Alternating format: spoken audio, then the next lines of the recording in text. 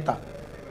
दादाभाई नौरोजी ने इंग्लैंड पहुंचकर वहां भारतीय गरीबी और नौकरशाही का अत्याचार परिचय देना प्रारंभ कर दिया था।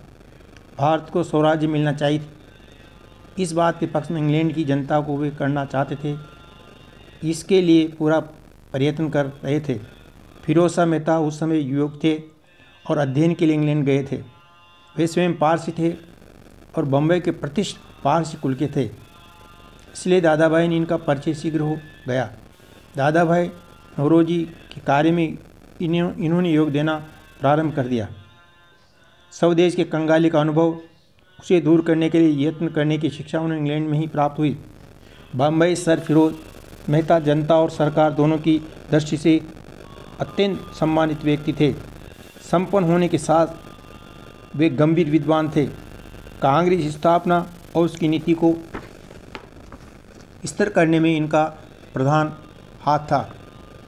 कलकत्ता कांग्रेस के छठे अधिवेशन सन 1890 में सभापति हुए।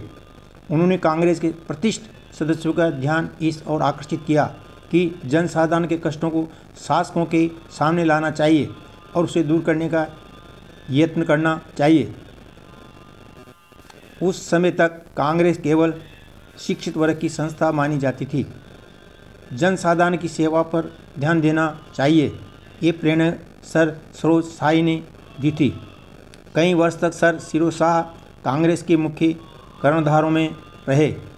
कमेटियों, शिष्टमंडलों तथा प्रतिनिधिमंडलों का वे प्राय नेतृत्व करते रहे। 1907 में सूरत कांग्रेस के समय आपने नरम दल का नेतृत्व किया। सर फिरोज शाह वैध आंदोलन में विश्वास करते थे। उनका मत था कि सरकारी अधिकारियों को समझाकर न्याय एवं देश के लिए सुविधा प्राप्त करनी चाहिए। सन 1909 में कांग्रेस के लाहौर अधिवेशन में वे सभापति चुने गए थे, किंतु किसी संस्था में नेतृत्व लेकर परस्पर कटुता हो और इसी कारण वे देश सेवा के कार्य में बाधा पहुँचे, ये उन्हें पसंद नहीं था। अतः अधिवेशन 6 दिन पहले उन्होंने सभापतित्व करना अस्वीकार कर दिया था। इसके बाद सर फिरोज शाह ने व्यक्तिगत रूप से समाज सेवा का अपना प्रयत्न जारी रखा। कांग्रेस की राजनीति में भाग लेने के बदले समाज के उत्थान के लिए व्यवहारिक प्रयत्न करना उन्हें पसंद किया और जीवन भर उसी में लगे रहे।